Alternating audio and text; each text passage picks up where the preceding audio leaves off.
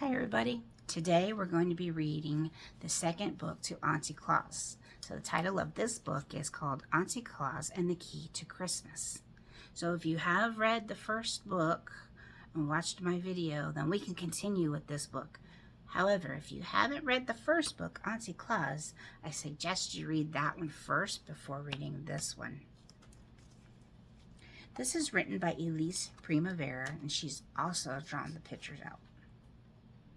This is an AR book. It is a 3.8 reading level, which means third grade, eighth month. So if you are on that grade level, then you can read this book a few times and take the test. Lola's gonna get her glasses now.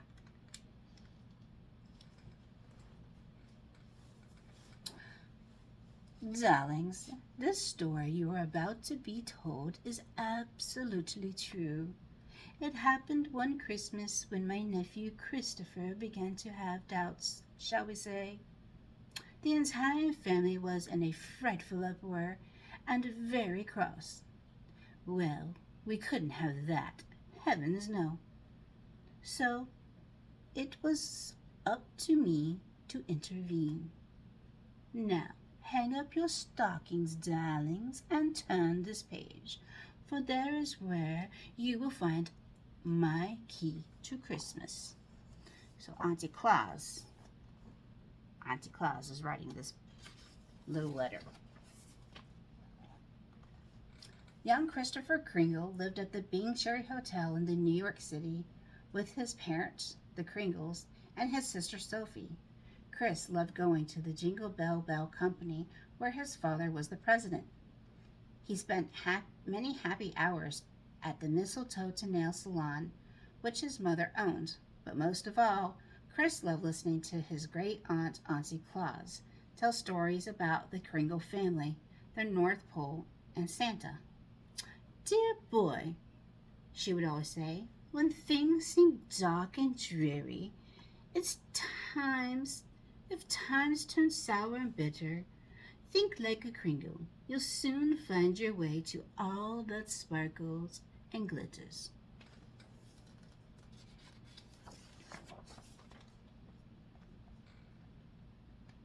But Chris wasn't so sure, not anymore, for he had begun to wonder about his great aunt.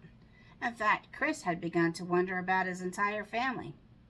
Then one day, he overheard a pair of out-of-towners, the Spam twins, who were staying at the Bing while on tour promoting their book, We're Geniuses and You're Not. Chris soon learned that Ozzy and Pam were commonly known as the Smarty Pants Spams and had become international sensations. So, how could he simply ignore something they'd say? "Hey, Pam," Ozzy sniggered.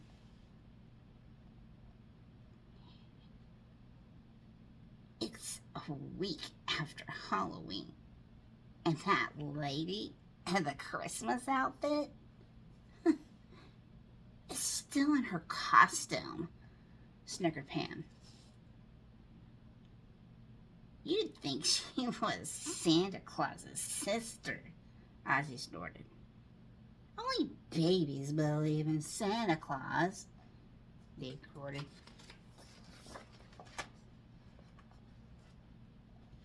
And so it was that exactly 1 week after Halloween, Chris repeated what he had heard, and the entire Kringle family was thrown into a tumultuous uproar.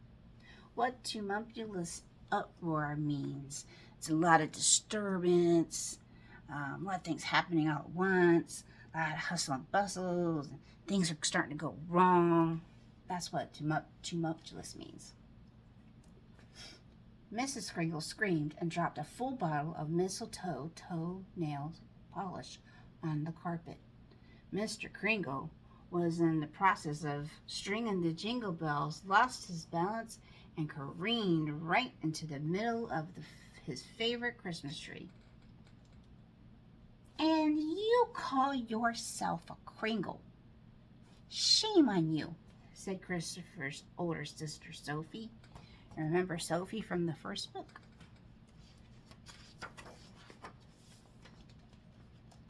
To no one's surprise, Chris was immediately summoned to Auntie Claus's suite at the Bing to Penthouse 25C for tea. Do you remember what the 25C stands for from the first book? We talked about it. It's about the C standing for Christmas, and the number 25 meant it was on Christmas Day. So, it has come to my attention, Auntie Claus began, that there is a nasty rumor going around that some children are saying, well, it's unspeakable, it's preposterous, it's completely unacceptable. Marmalade cake, darling? Chris squirmed in his seat. I have never known a Kringle to repeat such things. Auntie Claus paused to stir her tea. It's time you learned about the little family secret. But first, there is something you should know about children who start such rumors. The room suddenly became very quiet. Dark clouds began piling up outside. The truth of the matter is that these children eventually become rather unattractive grown-ups. Try some lovely cookies, darling. Unattractive? Chris asked. Yes, said Auntie Claus.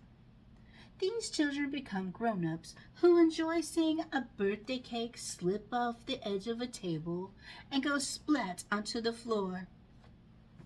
To them, having it rain on the day of a parade is what eating a chocolate eclair is to you. And they have just formed a club. A club?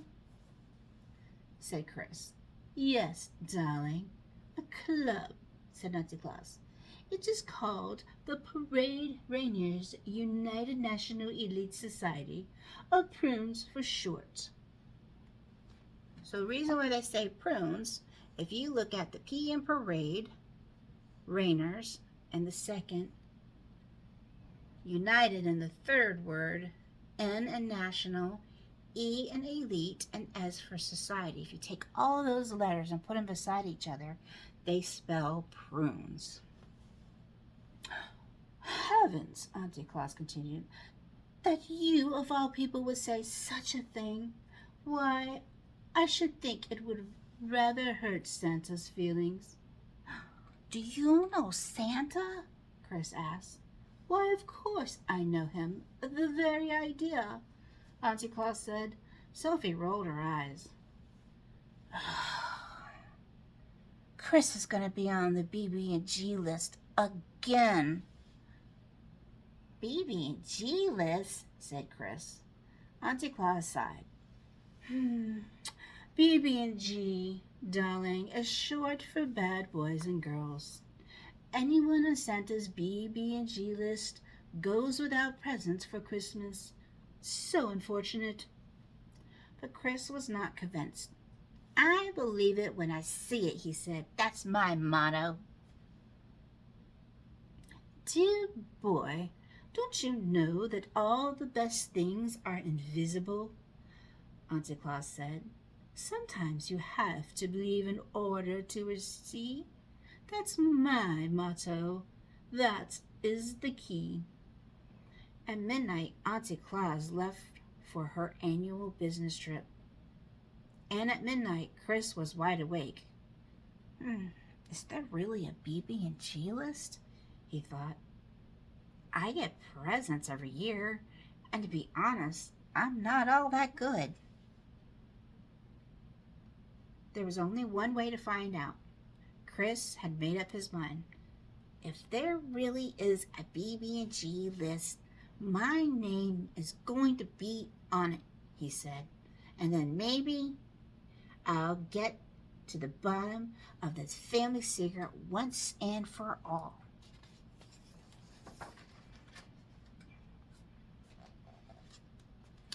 The very next day, Chris eliminated please, thank you from his vocabulary. He made rude noises and ate with his mouth open. He whined whenever it looked like someone had something better than he did, and regularly squashed his vegetables in his dinner napkin. For good measure, he started cheating at board games and screaming if he didn't get his way. By Christmas Eve, Chris was pretty sure he had covered everything, but he still had doubts. "There is no such thing as B being G-less," he said. "There is too," said Sophie. "I'll believe it when I see it," Chris said. "What if I told you that I got your name off of the list last year because I'm such a nice sister?" Sophie said. "You are not," said Chris. "Am too," said Sophie, "and that's not all. Auntie Claus is Santa Claus's older sister."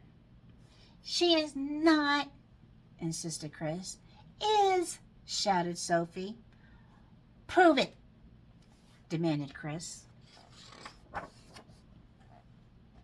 "I will," said Sophie, "but you'll have to go on a little trip." "Fine," said Chris. Sophie grabbed her brother's hand and led him up to Auntie Claus's penthouse. "Shh," Sophie said as they tiptoed through the dim-lit department to Auntie Claus's private elevator. From inside her jumper, she removed a red ribbon necklace, at the end of which was a diamond key. "Look," she whispered. The key glittered in her hand. "If you don't believe me," Sophie said, inserting the key into the lock on the elevator, "then ask Mr. Pudding." The elevator door slid open. "I will," said Chris, stepping inside. "Well, who's Mr. Pudding?" The door began to close. "Say you're the new elf, don't forget," Sophie said. Suddenly, the key sparkled and flashed, illuminating in darkness, and flew from her hand into Christopher's just before the door shut. "What?" said Chris.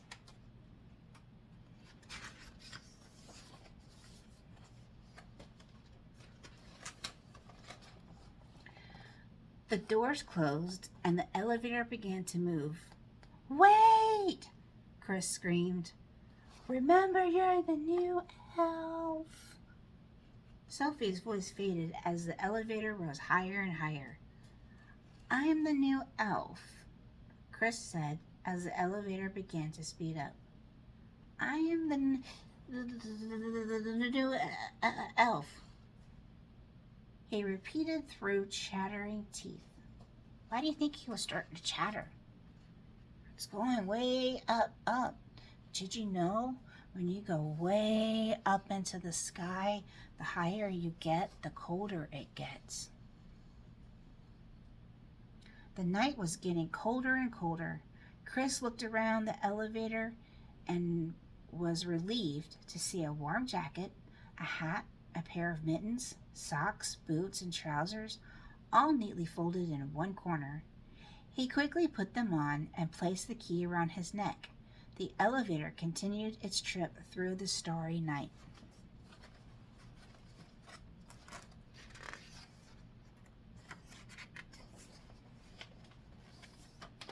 Thunk!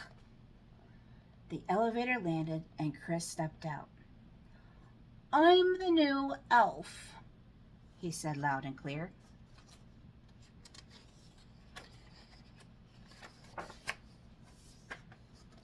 "Hello, I'm Mr. Pudding here, head elf in charge of vital roles and information." "Good," Chris said. "You're just the person I was told to see." "Oh dear, oh dear. Who did you say you are?" "The new elf," said Chris. No, you're not." Mr. Pudding looked closely at Chris. "You are Christopher Kringle. Oh dear, oh dear."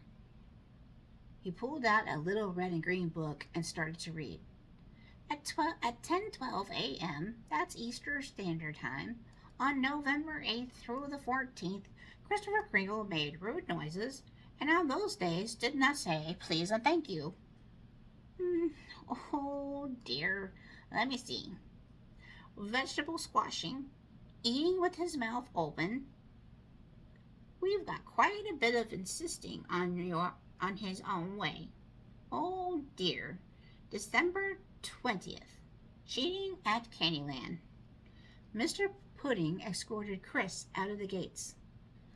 Sorry, but it's a rule. Part of arrival procedures. No BB&Gs, meaning no spoiled brats or babies, or absolutely positively no one who doesn't believe, he whispered. Mr. Pudding closed the gates. But, Chris wailed. I was trying to get on the BB&G list on purpose. Oh dear, said Mr. Pudding. And no whiners either. He locked the gates. Mr. Pudding, Chris called. You don't understand. It's not my fault. It's Ozzie and Pam's.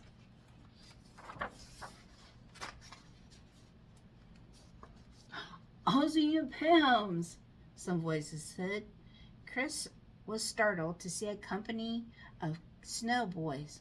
You know them? He said. The Spam twins are members in very good standing, they all replied. Members, said Chris. They're international sensations, they added. Can you help me? Chris asked. I've been locked out of Christmas. Locked out of Christmas? Come with us. We're on our way to see the High Head. He'll like you. Yeah, but will I like him? Chris thought, because these snow boys are already starting to get on my nerves.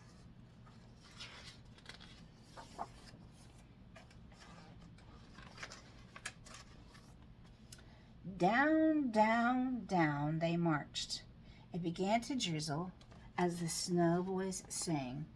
We're spoiled brats, we like to whine, we're prickly as a porcupine. We don't believe in you-know-who on reindeer that can fly. If we don't get our own way, we'll scream, we'll bite, we'll cry. Yes, we're on the list every year until we're 21. But we don't care 'cause we're being bad is just too darn much fun.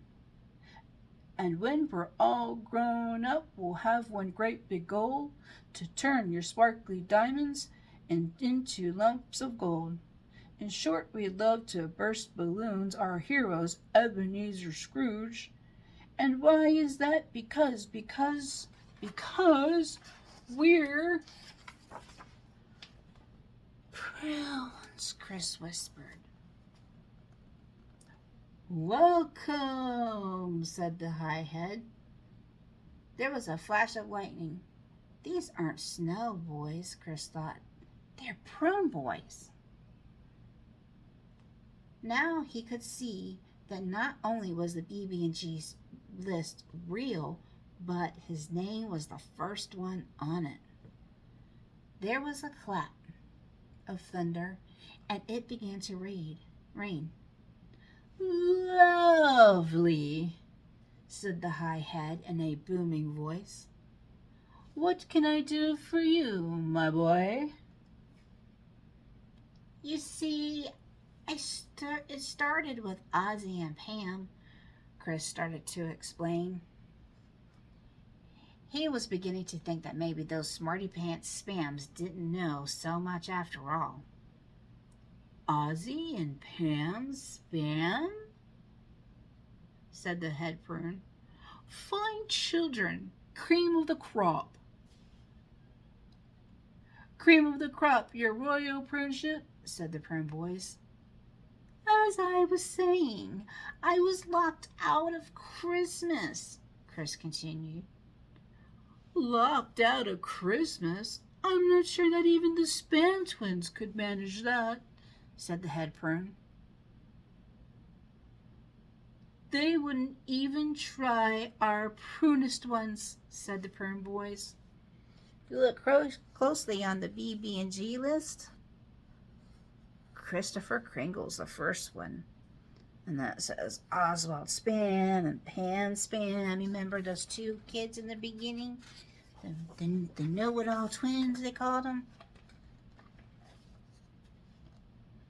You're a fine example of a BB&G, the hi-hat said. State your name and like the Spams, you can be a lifetime member, guaranteed. Member, I want to go home, Chris thought. He was even beginning to miss Sophie. I'm Kris Kringle, he said. As in Santa Claus? Said the prunes. Yes, replied Chris. The prune boys started to giggle. We don't believe in Santa Claus, they snickered. I'm Christopher Kringle, Chris said, louder this time, and I do. Phooey, we don't believe in you, jeered the head prune. Just at that moment, Sophie's key sparkled and flashed in a dreary prune light, and it reminded Chris of something he had heard many times but had forgotten. But if times turn sour and bitter, think like a Kringle. You'll soon find your way to all the sparkles and glitters. I'm not a prune, I'm a Kringle, Chris said. And I am absolutely positively there is a Santa Claus. A hush fell over the prune headquarters. And I don't believe in you, Chris shouted. Something extraordinary had happened, where the prunes begins to shrink. Chris couldn't believe his eyes. Now look what you've done, wailed the head prune. Kris Kringle, Chris shouted again, as loud as he could.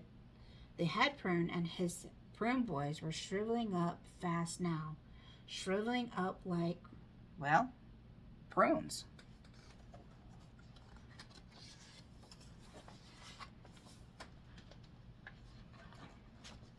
Then something really strong magic happened, just as in Auntie Claus's poem. The sour prunes coal that had been collecting in the prune hall for ever so long was changing from dark to bitter lumps into diamonds that sparkled like glitter. Chris found himself whirling around and around through the air at a dizzy speed, in a blur of prune purple into bright Christmas green. He closed his eyes.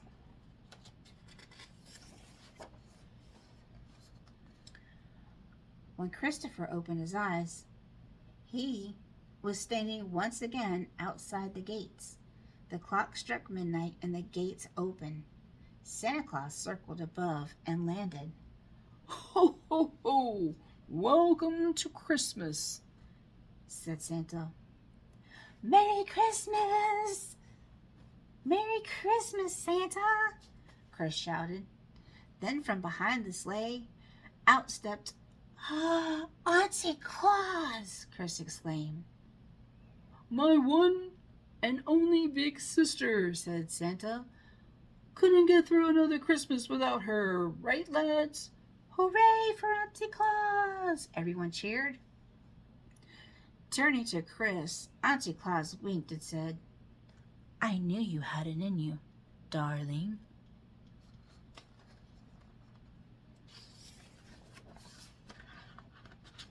They climbed into the sleigh and headed for the grand ballroom.